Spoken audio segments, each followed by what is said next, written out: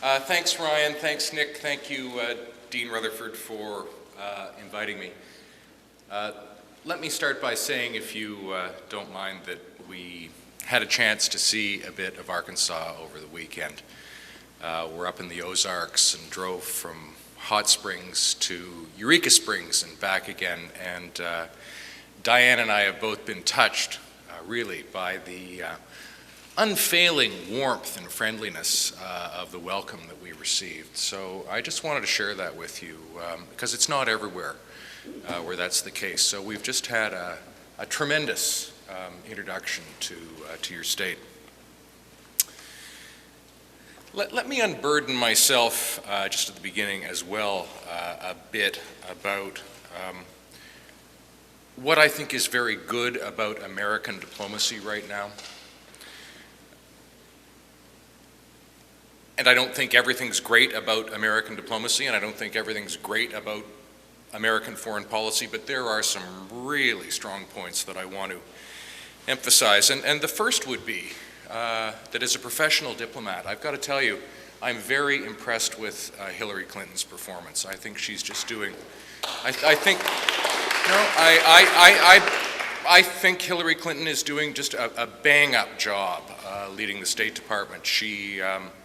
She's achieved a 25% increase in the core budget of the State Department. She's got 1,000 new Foreign Service officer hires a year at a time when other foreign ministries, including my own, are cutting back. She is pushing the use of the new media and the social media in extremely innovative ways. She's encouraging ambassadors to engage directly with foreign publics and doing public diplomacy, I think in a manner which is really groundbreaking. If you visit the State Department website, you'll see things like visit Dipnote, which is the State Department blog, follow us on Twitter, join our Facebook group.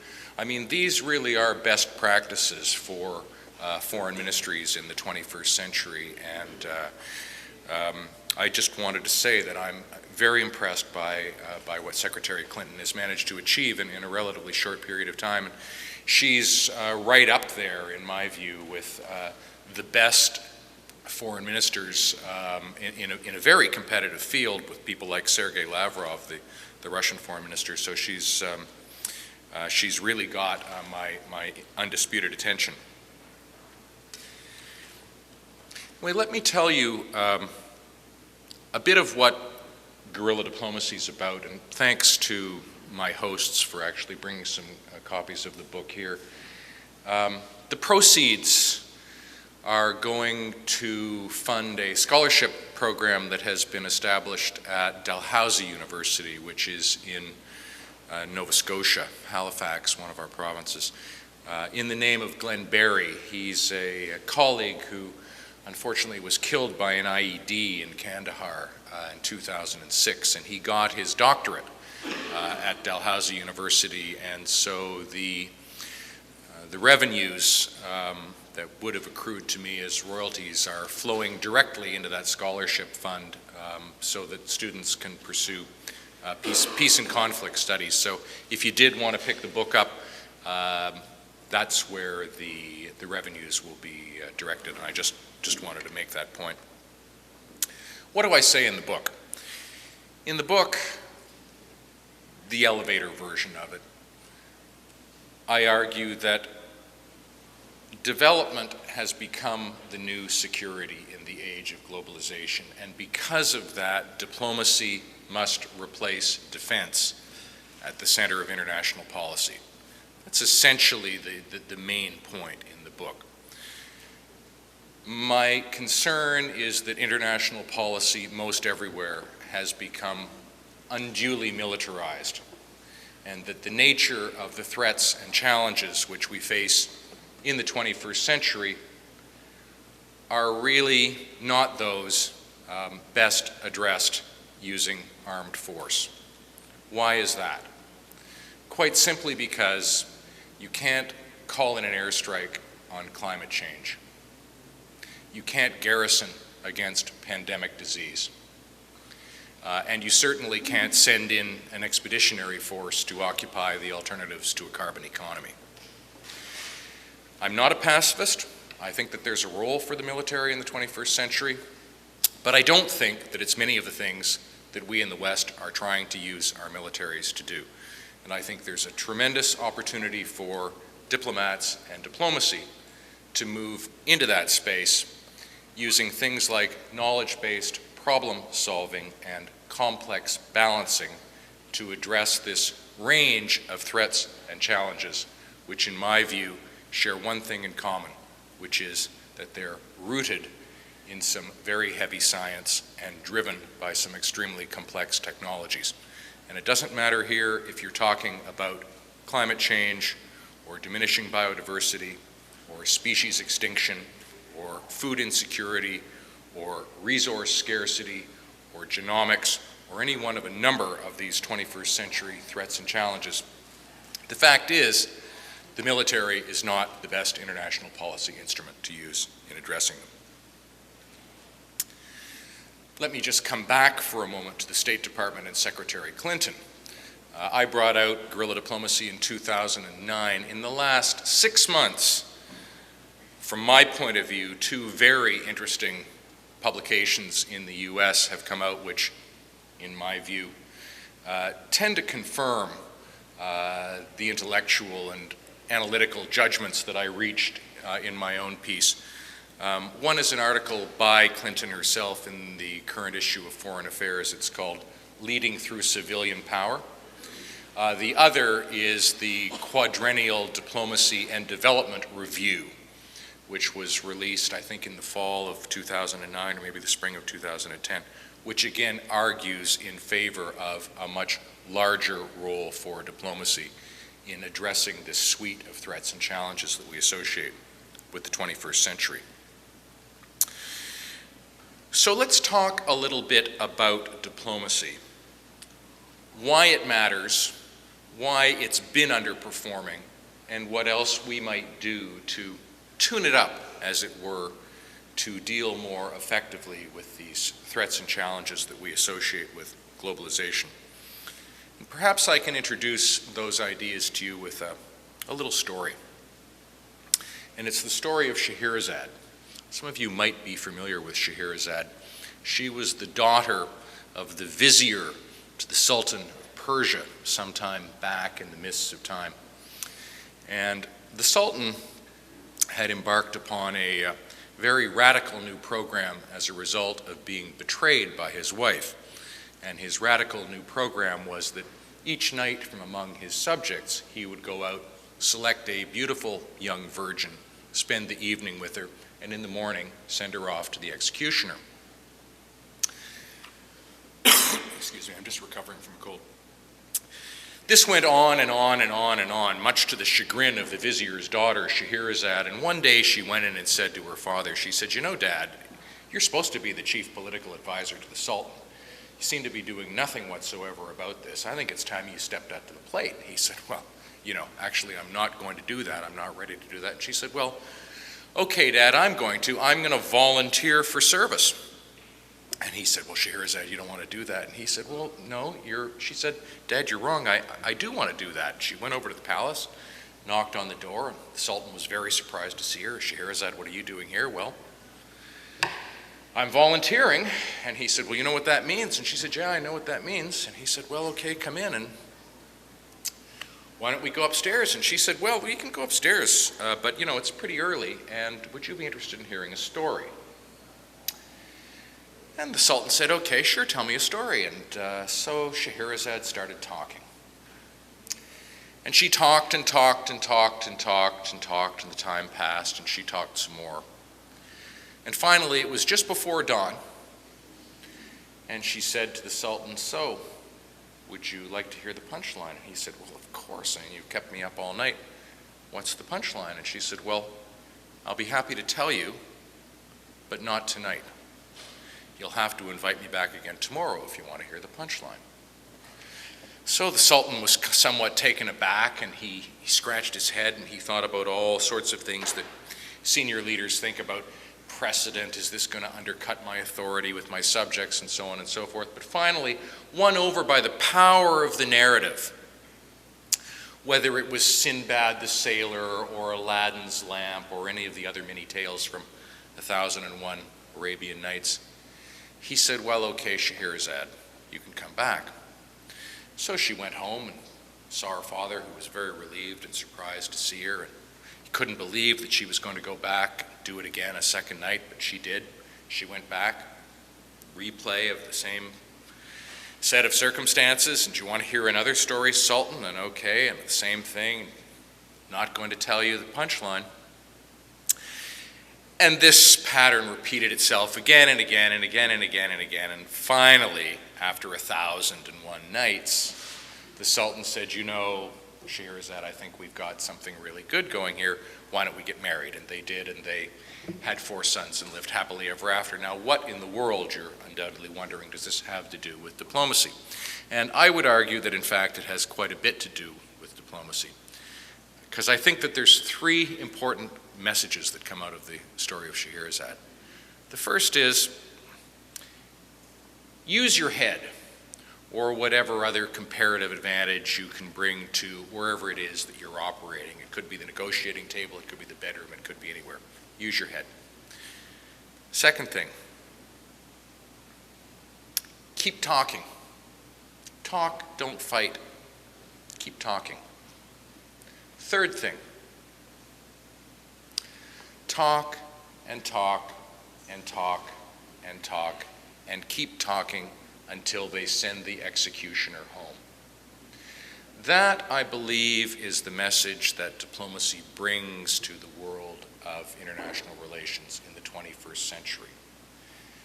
That if we are prepared to commit to the core elements of diplomacy, dialogue, negotiation, compromise, international political communications, it is possible, in most instances, to keep talking until we've solved our problems and the executioner is sent home. What are the 3 myths of international relations? It's a bit of a tough one, but I think we can probably put our finger on at least 3 which help explain why it is diplomacy, though it matters, and though it remains an approach to the management of international affairs defined by its commitment to dialogue, negotiation, and compromise, nonetheless is so frequently overlooked. What are these 3 myths? The first, I would suggest, is that the Cold War didn't really end, it simply morphed into the Long War, or the global war on terror. And you may have picked up by a couple of things that I've said already. I don't in any way seek to minimize the threat represented by political violence, religious extremism, or terrorism. I just don't think that that's really what we want to organize our international policy instruments around confronting, because I don't think that that's really what we have to worry about in terms of the key threats and challenges of the 21st century. And by the way, if you look at the roiling events that are sweeping the Middle East right now, you might ask yourselves quite reasonably, where is Al-Qaeda? Where are the jihadis? Where is the Muslim Brotherhood that we're all supposed to be very worried, very, very worried about almost all the time? They've been almost nowhere in evidence. And it strikes me as very supportive of the argument that, again, without in any way seeking to minimize the threat represented by political violence and religious extremism, in my estimation, I wouldn't put such threats on the A list. I think there's many other things that we should be much more concerned about. How is it, in any case, that it was possible to allow some of the intellectual and psychological baggage that we carried with us through the Cold War to turn up again in the Long War, the global war on terror? Well, I think it can be explained by 3 pieces of intellectual baggage that we've still got with us that we probably should have left behind. The first is a worldview, and it's a tendency to see the world in terms of black and white, right and wrong, probably best epitomized by former President Bush when he said, "You're with us or with the terrorists." There's simply no room for gray in that kind of a worldview. It's very Manichaean, it's very absolute. So piece of intellectual baggage number one is worldview that says black and white, West versus the rest, with us, with the terrorists. Back in the days of the Cold War, of course, you remember those maps, the red and the blue, the free world, the communist world. Now it's you're with us or you're with the terrorists. A very absolute way to see the world. Second bit of intellectual carryover, in my view, is a tendency to respond to a characterization of your main threats and challenges using armed forces, the international policy of instrument of choice. Why would you want to choose the armed forces? Well, you might want to choose the armed forces if you characterize the threat as general or generalized, which means that it's everywhere, it's universal, and secondly, it's all the same. During the Cold War, you'll remember that the Red Menace was out there, it was everywhere, it was all around the world. Senator McCarthy was sure that it was right here in the United States as well. So it was everywhere, it was omnipresent. And it was all the same. The communists in Russia, China, North Korea, Vietnam, Cuba, Angola, Mozambique, they were all thrown into the same kind of a bin. Exactly the way in which the terrorists are treated. It doesn't seem to matter whether it's Hamas or Hezbollah or Islamic Jihad or the Muslim Brotherhood or the Taliban. They're all just thrown into the same bin. So if you're prepared to characterize the threat as universal and general, then it allows you to make the arguments in favor of responding primarily through the use of the military. During the Cold War, it was through containment and deterrence. In the long war, it's the global war on terror. It's everywhere, they're out there, they're here, they're there, they're everywhere. And hence, you rely upon the military, which I think is a mistake. Now, I'm not the only one that thinks it's a mistake. Secretary Gates believes that there's an over-reliance on the military as an international policy instrument. And in his speeches, if you've heard them, he makes reference to all sorts of interesting things, such as the fact that there are more musicians in the marching bands of the uniformed armed services in the US than there are diplomats in the State Department. And that's a rather striking observation. Or there's more lawyers working in the Pentagon than there are diplomats in the State Department. Or that 1 year's worth of increase in the defense budget, this is just the increase, has nothing to do with the hundreds of billions of dollars in core budget. 1 year's worth of increase is better, if you work it out, do the math into the hundreds of millions of dollars that it translates into, it's a greater amount than the entire budget of the State Department, which includes all American official development assistance. So just think of that. 1 year's worth of increase in the Pentagon budget is greater than the entire State Department budget, which includes all American official development assistance. I mean, this is what an over-reliance on the military as an international policy instrument looks like. And again, I want to say to you, I'm not a pacifist. I believe that there's a role for the military. I just think it should be the role that militaries are designed for. So, myth number one of international relations is that the Cold War ended. Well, of course, historically the Cold War is over, but I would argue that these three pieces of intellectual baggage, characterization of the world in black and white terms, It's a worldview, very Manichaean. Characterization of the threat as universal and generalized, and response to the threat by militarizing your international policy. Those are the three pieces of intellectual baggage that unfortunately we've somehow managed to carry with us from the Cold War into the globalization age, and help explain why it is that we haven't been relying on diplomacy to the extent that I think we should, might otherwise have. Second myth. Security is a martial art. I don't think that security is a martial art. I think that security comes from the absence of want and the absence of need. I think that people, when their basic needs are met, they're going to be much less likely to be inclined to strap on a vest full of C4 explosive and blow themselves and a lot of other innocent people up. So again, it's not that generals and admirals and bombs and guns don't have anything to do with security in the 21st century. It's just that the fundamental kind of security, human security as it were, it strikes me, is in fact the flip side of development. What's development? Well, development is not just economic growth, and it certainly has very little to do with international humanitarian assistance or emergency aid or relief or anything like that. It's more about engineering a set of circumstances in which the human person can approach something like their full potential without bumping into unreasonable obstacles or constraints.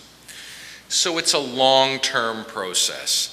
It's going to be equitable, it's going to be sustainable. Again, it's going to revolve very much around the human person. That's my sense of development. And in my conceptualization, development and security are two sides of the same coin. The problem is that out there in the world, there's really much less development or security than we might like to see.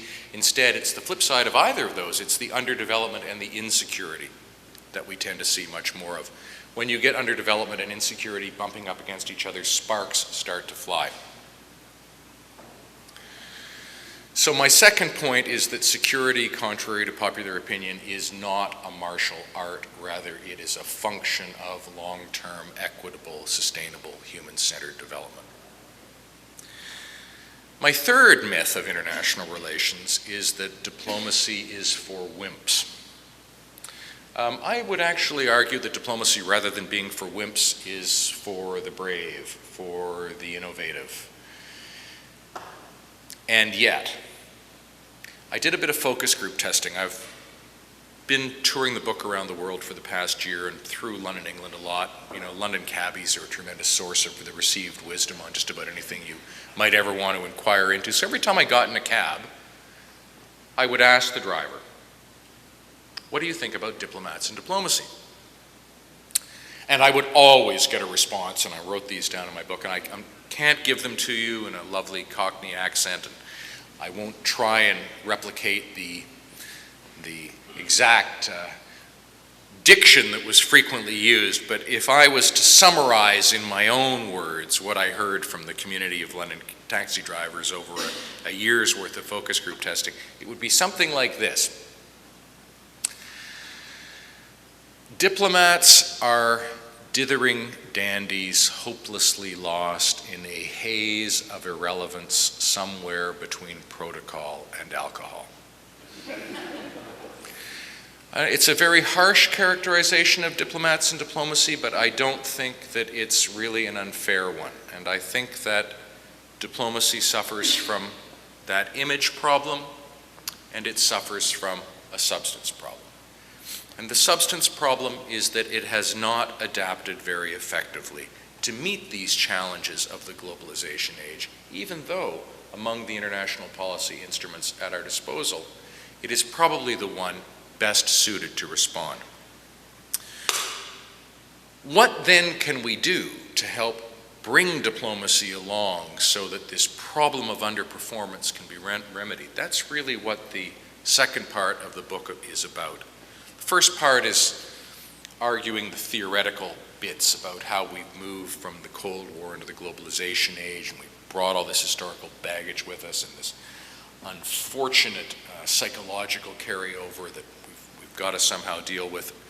The second part is more about the brass tacks, what I call the diplomatic ecosystem, which consists of the foreign ministry, the foreign service, and the diplomatic business model. And as I said, though I didn't know it at the time, a fair number of my recommendations have been picked up, if not yet fully acted upon, in Secretary Clinton's State Department, which I'm quite encouraged over. But you can think about diplomacy, and most people don't think about diplomacy much at all. Many diplomats don't think much about diplomacy, I might add. They're too busy promoting trade or providing consular services or fighting fires here, there, and everywhere else. They're not able to step back and try and look down on things and reassemble the bits of the puzzle in a more strategic kind of a way. But if they were to look at diplomacy, I think that they could see it located on a kind of a spectrum. With traditional diplomacy, which is state-to-state intergovernmental relations, and there will always be a place for that, being at one end of the spectrum. Public diplomacy, whereby diplomats connect directly with foreign populations using reputation and influence and what Professor Nye of Harvard calls soft power to get what they want through persuasion and influence rather than coercion. So public diplomacy involves people working for governments connecting directly with foreign populations and then counting on those populations to bring their governments on board. It's a rather sophisticated form of triangulation that we can get to. And then at the far end of my spectrum, you find guerrilla diplomacy, which my friend who teaches at Georgetown, Bruce Gregory, calls public diplomacy on steroids.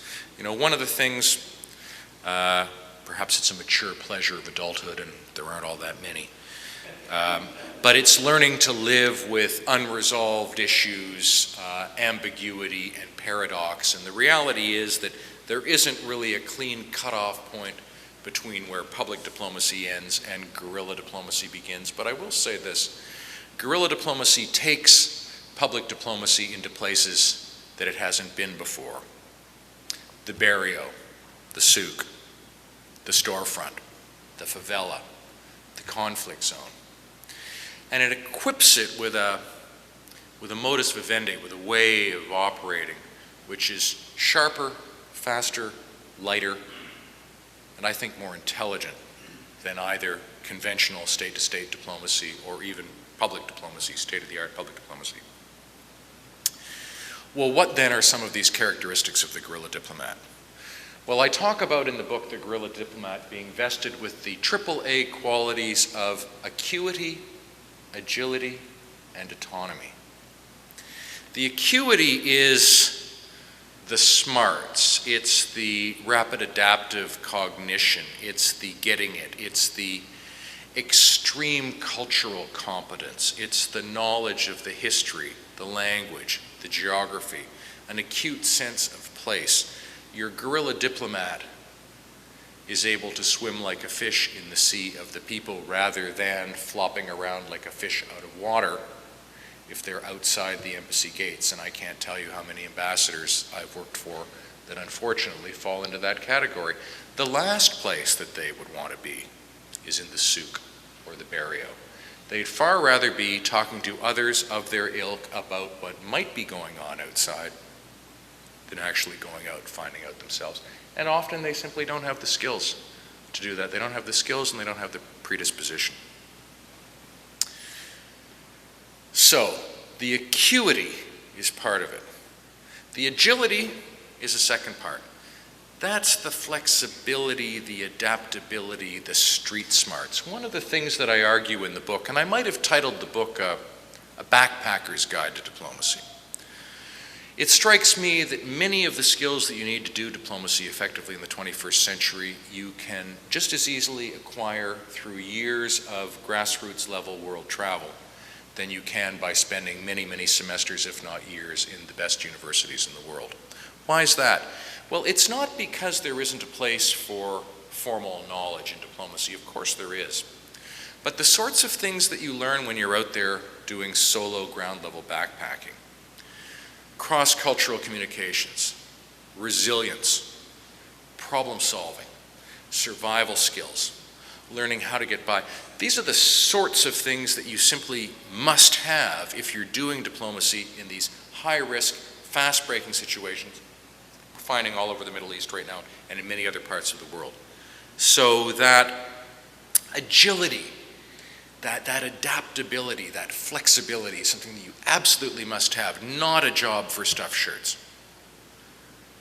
And finally, the autonomy. And the autonomy, in many respects, I think is going to be the hardest piece in the puzzle here, because autonomy is a function of confidence, trust, and respect if you're doing diplomacy. And you must have the confidence, trust, and respect of your bosses, but also the confidence, trust, and respect of the people that you are interacting with. If you've got that on both sides, then I think you can be given the margin of maneuver that you need to get the job done. Absent that, it's very difficult. Diplomacy in the 21st century is not the place for standard operating procedures, for detailed instruction manuals, and for all sorts of one-size-fits-all rules. But if you accept that, then you've got to grant the diplomatic agent in the field the authority that they need, the autonomy that they need to take decisions, to take action in these very high-risk, fast-breaking situations without having to check with their boss or checking with headquarters to see if it's okay. There simply isn't time for that. So your guerrilla diplomat has these AAA qualities of agility, acuity, and autonomy. These are not things, I might add, that are among the selection of more traditional diplomatic values, amongst which one might find tact, discretion, judgment, politesse. Not that those things, again, aren't important, it's just that if they're necessary, they're simply not sufficient to deal with the operating environment of the 21st century. I want to set aside some time for Q&A, and I'm afraid I may have already gone on too long, so I'll wrap this up just by giving you a couple of examples. I wish I could give you more of guerrilla diplomats and guerrilla diplomacy. There have been some.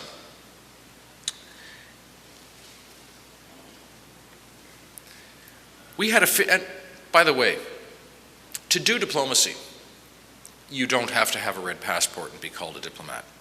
All you must be doing is engaging in international political communications which in some way are connected to the values, policies, and instruments of a state.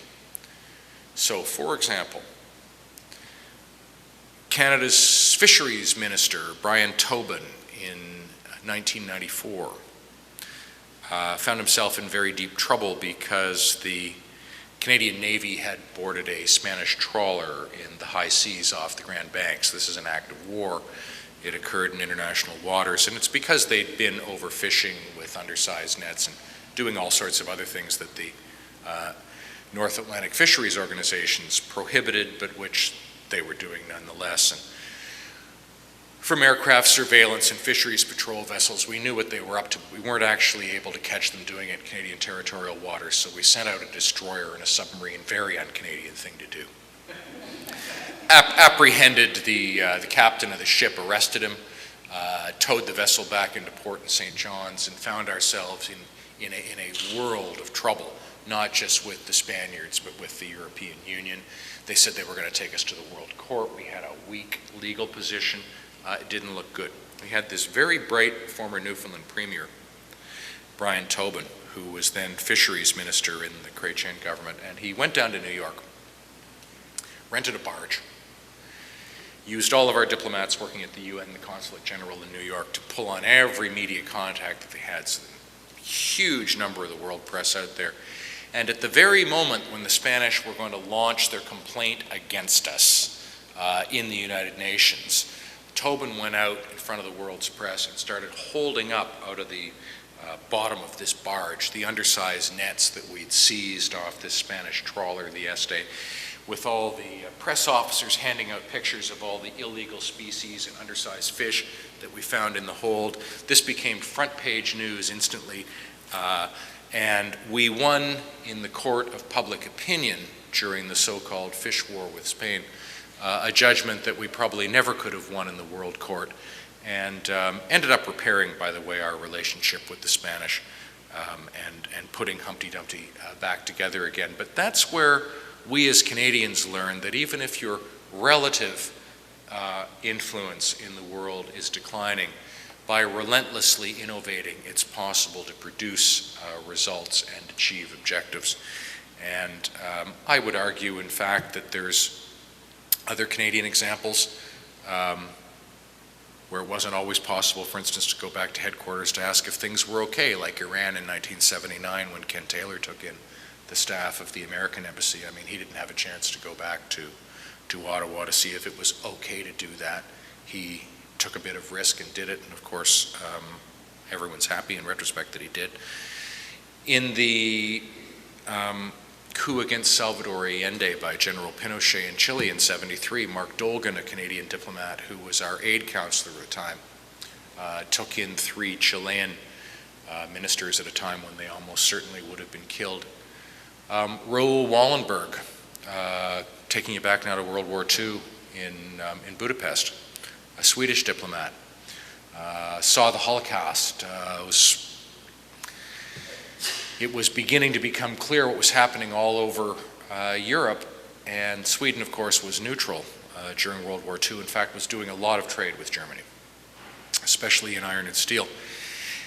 Not entirely sure that if diplomat Wallenberg had have asked his bosses back in Stockholm whether or not it was okay to start issuing Swedish travel documents to Jewish children, whether or not his bosses would have said it was okay, because it probably wouldn't have gone down too well in Berlin. So he just started doing it. Saved thousands and thousands of lives as a result. I'm sure that out there all the time, probably right now, there's more of this highly innovative, highly adaptive guerrilla diplomacy going on. We just don't know about it. And phase 2 in my research is going to be to put together more contemporary case studies of what guerrilla diplomacy is all about. Anyway, just by way of wrapping up, my mantra for fixing diplomacy is relevance, effectiveness, transformation. We need a more relevant foreign ministry that's relevant to your preoccupations, that's relevant to domestic politics, that can explain itself to the domestic media. Doesn't seem like an exotic, doesn't seem like something esoteric. Is actually relevant to the preoccupations of the citizenry. Transformation, we need to transform our foreign services. We need to make them look more like our populations. We need to vest them with people that have more of those AAA qualities of agility, acuity, and autonomy. Our foreign ministries tend to replicate themselves, so when it's recruitment time for the foreign service, you tend to get people who are out there scouring the country for clones of themselves. And as a result, our foreign ministries tend to be dominated by people that look altogether too much like me.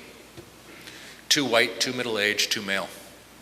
And yeah, it's okay to be white, middle-aged, and male. It's just that when your population has a lot of women and a lot of people from minority groups and a lot of first-generation people from other places, you want to have them representing your country abroad as well, not just people like me.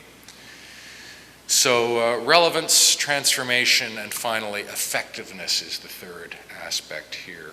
We need a diplomatic business model that's more effective in addressing this range of threats and challenges that are rooted in science and driven by technology than either traditional diplomacy or even state-of-the-art public diplomacy that I described as being located along that diplomatic spectrum.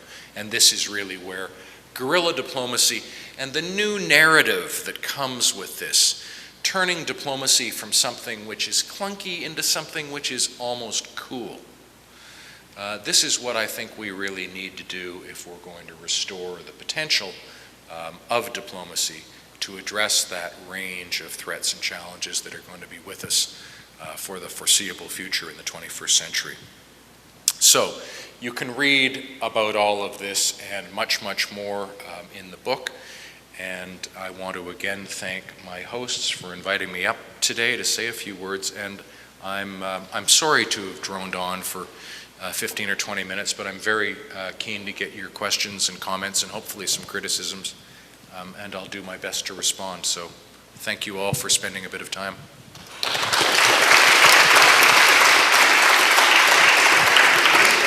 We do have time for some questions. If you raise your hand, we'll get a microphone to you. Dr. Burrow, come behind you.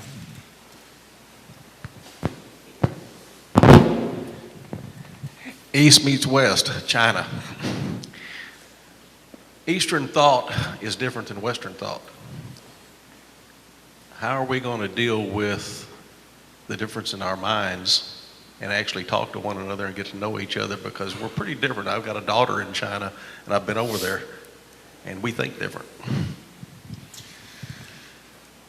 I mentioned the importance of developing this extreme cultural competence, is what I call it. That's when you learn the language, you learn the history, you immerse yourself in the intricacies, so that a place that's far away and very different stops feeling quite as other as it might otherwise if you were coming in from the outside.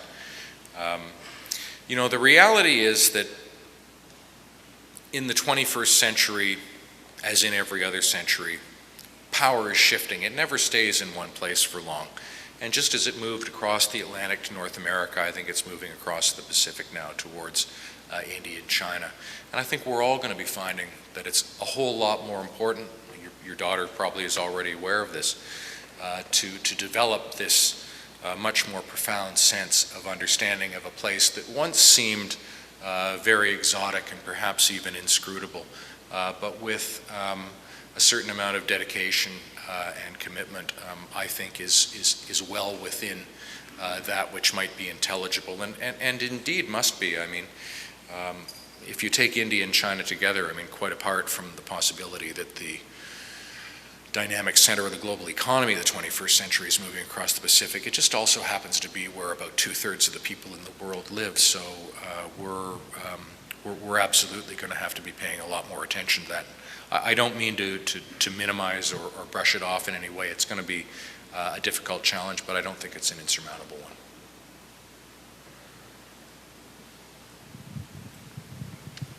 Hi, my name is Dwight Rabe. Question I had for you is, I've never actually talked to an actual diplomat before. I'm in the military, so. My question is, how does military capability empower guerrilla diplomacy? There's a time and a place for the use of the military. For example, I'm not sure that in the last century, in the late 1930s, early 1940s, that there would have been any way to stop Hitler other than going to war. In fact, I think that the iconic photograph of Chamberlain in Munich announcing that he'd negotiated peace in our time by handing over Czech Sudetenland to the Third Reich probably resulted in diplomacy becoming associated with appeasement and caving into power, and resulted in a lot of the words in our everyday lexicon, like weasel words or full and frank discussions, being code for hot air and wasting time. So in my world, there's always going to be a role for the military. My concern, though, is that at the moment, militaries in most Western countries, because they receive the lion's share of international policy resources, are being tasked with a lot of things that they weren't designed to do. You know, militaries, if you go back to first principles, are designed as hard power instruments. They are there in order to coerce our enemies into accepting our will. They can do other things. They can do strategic or cross-cultural communications. They can do emergency humanitarian relief, as was done in Haiti. They can do anthropology and ethnology, which is what all the human terrain system doctrine is all about. But the fact is, in my view, custom-built civilian agencies can probably do most of those things a lot better, but because they're so resourced, it's the military that tends to get the tasking because they have all of this capacity. So I think that there is a role for the military. And to make it very relevant to what diplomats do, I mean, if you want to undertake negotiations in an area which is highly insecure, you are definitely going to need some folks with a mastery of the pointier end of the stick to provide that kind of physical security which is going to make dialogue and negotiation and compromise possible.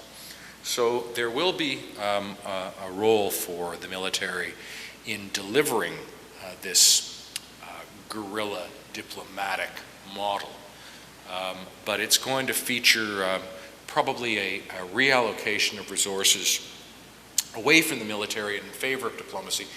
Quite possibly, I mean, you know, at the moment, I'd be inclined to call it a misallocation of resources to the military, simply because it's so out of balance at the moment.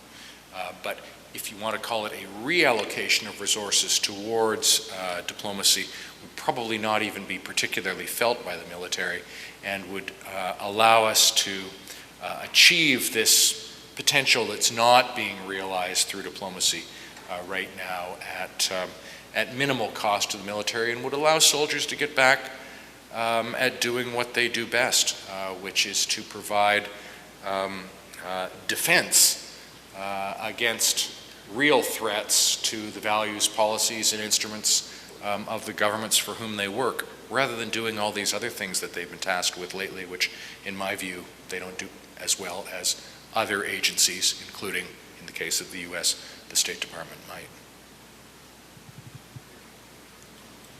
Right here, Steve.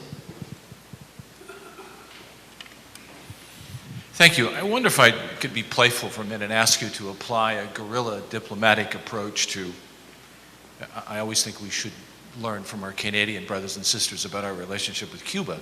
And I visited Cuba. I have this long-term connection with Cuba when I was a school teacher up in Fort Smith, and watched for almost 30 days, 3 or 4 times a day, Air Cuban jets land those Cuban citizens to Arkansas. But I wonder if you might just be playful a minute and apply a framework of guerrilla diplomacy to what we might do in Cuba from a U.S. perspective. I don't know if that's a goofy question or not. And then could I just sneak in a second one, which relates to education, and how is it we can help prepare the average citizen in both Canada and the United States for this extreme cultural competence that you talk about? Mm-hmm. You know, in the case of Cuba, dealing with entrenched and highly influential special interest groups just makes it enormously complicated to try and get at an effective public policy approach to a very real problem. I mean, in my view, and again, I'm kind of speculating here because it's the view of a next-door neighbor, but I think that the U.S. is missing out on a fantastic opportunity at the moment, given your historic relations with the Spanish-speaking Caribbean in general, and with Cuba in particular, and the fact that you've got such close ties as a result of the Cuban diaspora in the U.S. In fact, you could be amazingly influential at helping Cuba move to the next state, by which I think we all would probably agree would involve democracy and free enterprise in rather great respect for human rights and so on, and much greater evidence than we see it today in Cuba. But when you're keeping up the embargo and the blockade and the travel restrictions and so on, you're quite needlessly dealing yourself out. Now, this creates great opportunity for people like the Canadians. You know, our corporations are going down there, opening hotels, doing trade, making hay. And it very likely wouldn't be the case if we had to deal with the sort of competition from the U.S. that we're accustomed to everywhere else, which is usually pretty overwhelming. So, you know, there's a little bit on Cuba. Extreme cultural competence.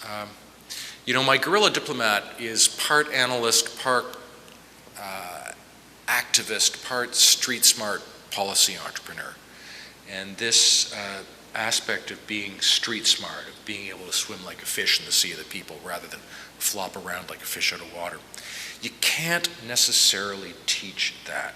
And that's why I would encourage travel, exchanges, secondments, institutional linkages with universities around the world. Get your students out. Get them out of the classroom and into the fields, into the factories, into the NGOs, into the development groups, into the church groups. I mean, anything that's going to give them direct first-person exposure to a hands-on kind of appreciation of the world and its people, rather than studying it in books or on the internet.